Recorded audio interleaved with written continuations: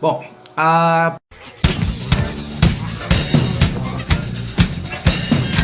E aí galera, beleza? Eu acabei de ver a resposta aí do Marlin das Trevas sobre anarquismo, democracia, ditadura, né? Antes, queria agradecer, né? Porque foi realmente uma dedicação que você teve em tentar explicar seu ponto de vista, né? No final você até falou, se eu fui muito prolixo, enrolei. Eu acho que não, acho que foi na medida. Eu acho que é interessante para qualquer pessoa que queira saber sobre, né? Para começar isso. Primeira coisa é como você se vê como um libertário, né? Agora tendo entendimento sobre o que você entende por ser um libertário, porque você defende os direitos civis com relação ao Estado. A partir daí eu vou destrinchar para dizer porque eu ainda permaneço como um anarquista, apesar de você terminar o vídeo falando que é impossível. A primeira coisa é que o seu direito como uma questão de responsabilidade, a sua liberdade como uma responsabilidade que respeite os outros, né? Esse é um princípio muito interessante que você coloca, sobre como o seu direito vai, a sua liberdade vai até onde começa a liberdade do outro. Essa é uma definição que é uma definição estabelecida historicamente. Ela não necessariamente precisa ser assim. Porque dentro dessa lógica de que meu direito vai até onde o outro começa e minha liberdade vai até onde a liberdade do outro começa, significa que as outras pessoas estão me atrapalhando, né? São sempre vistas como seres que estão impedindo o meu caminho infinito de liberdade e enaltecimento pessoal. Isso é um princípio anterior da ideia justnaturalista de Hobbes, né? É um princípio em que Hobbes acreditava muito nisso, que no estado natural nós estamos sempre em conflito direto, numa destruição direta, né? Inclusive você usou como exemplo o Mad Max, inclusive muito tempo do seu vídeo, a imagem que passa é a foto do novo filme do Mad Max, o que me abre a possibilidade de falar sobre Mad Max também, porque é um filme que eu gosto muito, né? Inclusive Mad Max e Robocop me inspiraram a fazer um filme, um longa-metragem, né? Em meados de 2007, nos cinemas alternativos aí, que chamava Cyberdoom. É uma filmagem, tem um trailer aí no meu canal. Eu não tenho o filme inteiro na internet porque eu não posso passar esse filme inteiro na internet, senão eu não consigo concorrer para os festivais, porque os filmes têm que ser inéditos e tal. Então tem os DVDs, né? As cópias eu posso repassar. E nesse filme, que era o Cyberdoom, a gente falava sobre São Paulo sem água, né? Numa competição onde clones feitos por empresas que eram amigas do governo controlavam praticamente todo o comércio, e aí sim era onde quem quisesse fazer o que bem entendesse fazia, contanto que você tivesse dinheiro. E os nossos personagens eram uma gangue que roubava água para sobreviver, inclusive uma água especial que estava guardada num reservatório de uma empresa.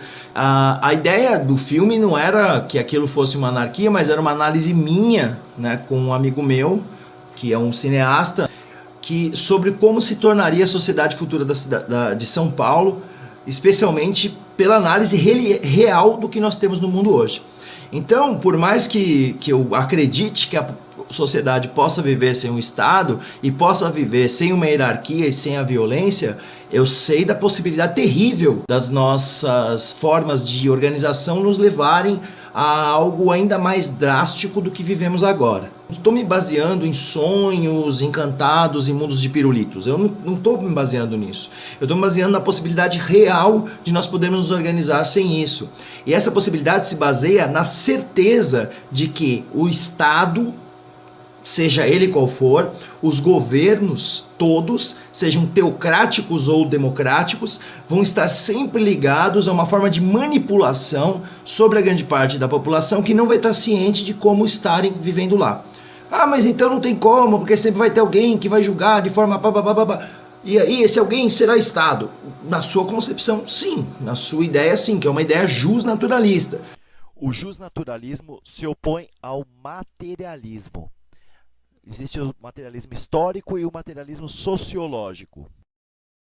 O que você coloca como jus natural, que seria essa questão da necessidade fundamental do Estado, é uma visão específica europeia. A ideia de que tem que ter o Estado, a ideia de que qualquer organização social coercitiva é uma visão estatal, uma ideia de Hans Kelsen, né?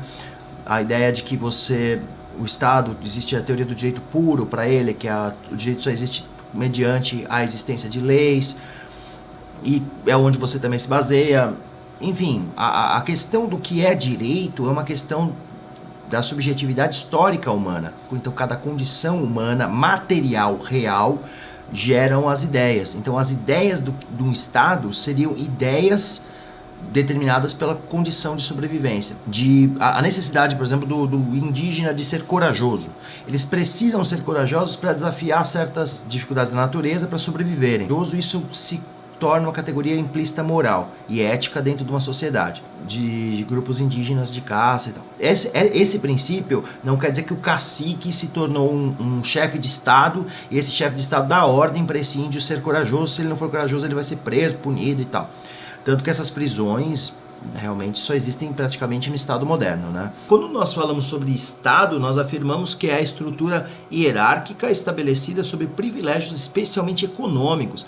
São os privilégios econômicos que levam a todos os tipos de lutas morais, disputas, combates, brigas, guerras, assaltos, na maior parte do tempo. É a maioria desses princípios. Isso está no marxismo também, tá?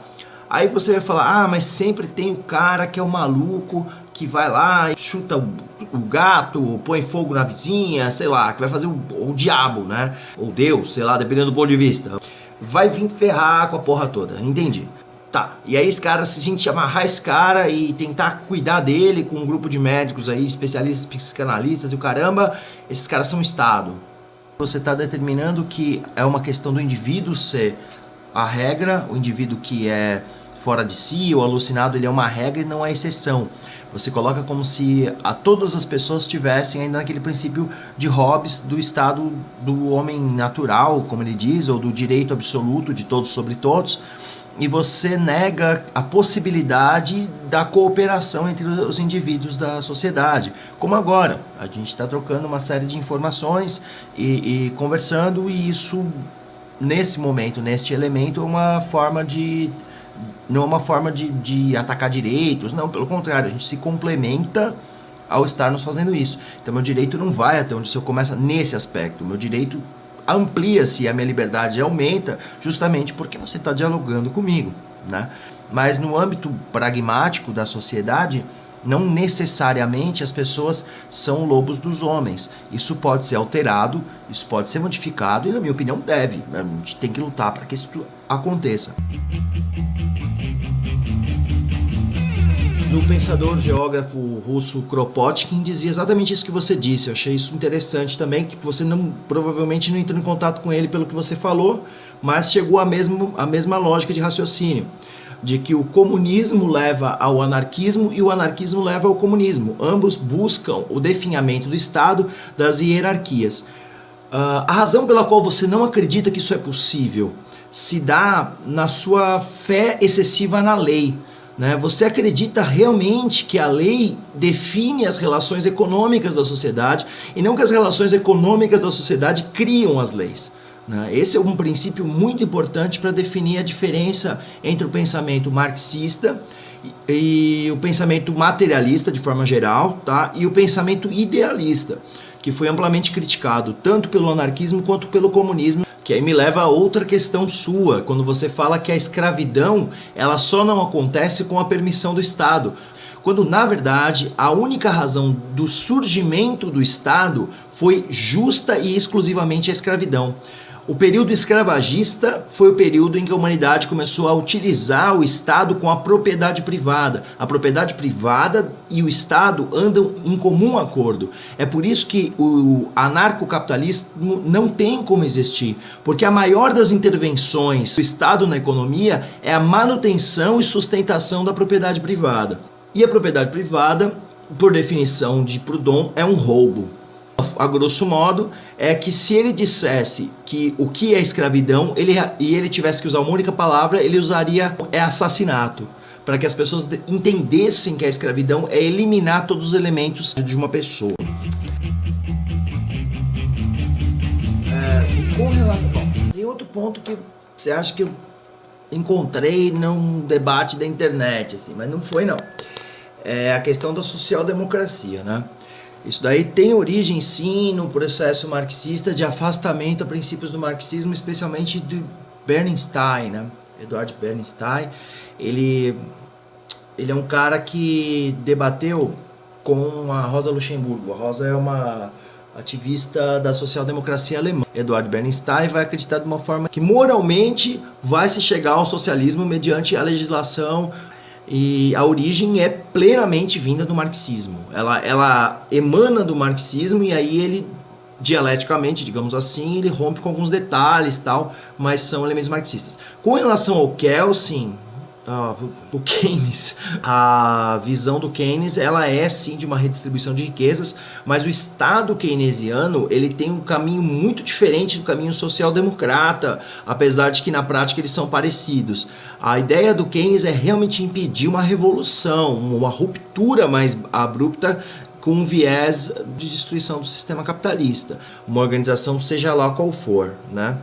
E a relação também importante de alguns desses partidos social-democratas é essa que você colocou, de que não necessariamente a gente vai galgar degraus para se alcançar uma sociedade igualitária, né? Eu também acredito que ela pode ir para uma sociedade igualitária, mas pode não ir, pode ir para uma outra situação. Tá?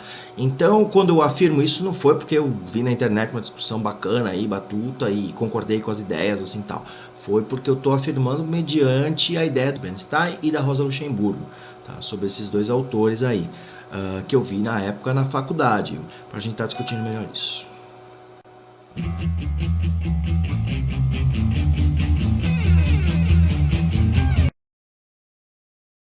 A democracia é a pior de todas as formas de governo, exceto as demais. É uma frase do Winston Churchill. Na verdade, o sistema democrático ele não é democrático. Nenhum lugar nunca foi. Quando eu falo sobre a anarquia ser o elemento libertário real, eu acredito que é porque o anarquismo leva à expansão dos direitos democráticos que você está defendendo, ao avanço democrático do anarquismo sobre as estruturas, até as estruturas que existem de Estado aí, é a principal tática proudhoniana, por exemplo, de desmonte do Estado, né? Que é o exemplo da Comuna de Paris, né? Onde os trabalhadores ocuparam Paris e reorganizaram o Estado mediante o máximo de participação social possível. Durou muito pouco porque o governo parisiense se juntou com a Prússia, que era a sua própria inimiga, para derrotar os trabalhadores e desarmá-los. A ideia do anarquismo é tirar essa centralização de decisões, é expandir para além do que a democracia já propôs, né? Que é descentralizar e tal. Então é realmente alcançar a democracia, alcançar uma democracia de fato, né? Uma democracia de fato e não só uma democracia de direito, que é o que você disse, é estabelecido só pelo Estado. Só que o Estado, como eu disse também, estabelece o que é de direito e o que não é de direito quando é conveniente a uma classe dominante.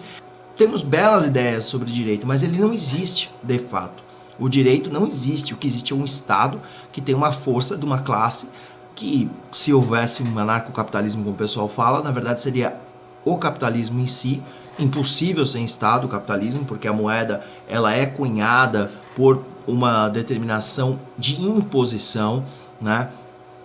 A Guerra Civil Espanhola provou isso. Começaram uma organização que tentava viabilizar a ajuda mútua, sem a ajuda do Estado, sem a organização do governo, e até em alguns lugares o dinheiro chegou a ser extinto. Algumas cidades chegaram a queimar dinheiros em praça pública, dizendo que não havia necessidade pela forma como se organizaram. Mas levaram décadas para se chegar àquela organização naquele lugar ali. E essa organização foi destruída por uma união entre fascistas, liberais e os bolcheviques de Stalin. Então, realmente é possível se viver numa sociedade socialista que é anárquica, que foca numa questão horizontal. Porque essas experiências aconteceram e elas só foram encerradas pela violência das sociedades que temiam que esse modelo se espalhasse, né? Então, se a experiência é possível, ela acontece. Se ela já aconteceu, ela pode ser repetida infinitas vezes, né? Então, não há uma democracia, né, no sentido da ditadura da maioria. Nós temos a ditadura da minoria, sim. E esse princípio que você tem medo de se alargar uma grande ditadura da maioria, como você coloca, não levaria a completa alienação absoluta das relações, porque a maior parte das pessoas não sabem que as coisas que elas desejam realmente não emanam delas. Muitas das coisas que, por exemplo, você determinou como direito e correto e que você mostrou e descreveu hoje, emana de Hobbes, né? E emana de Locke, e até alguns elementos de Rousseau, inclusive, né? Dentro desses princípios, desses trejos naturalistas. E esses trejos naturalistas defendem que o princípio de liberdade humana corresponde também às liberdades de propriedade. Então, o ter propriedades faz com que tenha essa lógica da cerca, a lógica de que meu direito vai até onde a cerca do vizinho começa. Mas a lógica da anarquia, principiada por Proudhon, é que a propriedade ela já é por si só um roubo, ela avança para além do princípio de Rousseau. A situação apresentada, por exemplo, no Mad Max, que você quis comparar com o projeto do sistema anarquista, ela mostra um outro período histórico da sociedade humana que nós na antropologia até vemos como uma evolução histórica do período entre o patriarcado e o matriarcado. Então, ao meu ver, o filme tenta fazer uma ironia com o retorno do patriarcado mais inicial, onde o homem tinha várias mulheres, escravizava, e esse período de escravidão é o período inicial que deu origem ao Estado, inclusive. Né? E o período anterior, que era o período matriarcal, era um pouco mais coletiva as terras. Esse é descrito muito melhor no livro do Engels, que chama A Origem da Família, Propriedade Privada e o Estado. Antes disso, nenhum socialista acha que havia Estado. Esse que é um princípio muito importante de você entender as diferenças. É isso aí, valeu. Obrigado pela atenção, gostei do vídeo que você fez, acho que não foi prolixo, vou tentar editar isso para ficar curtinho. Não sei se ficou. Valeu, paz.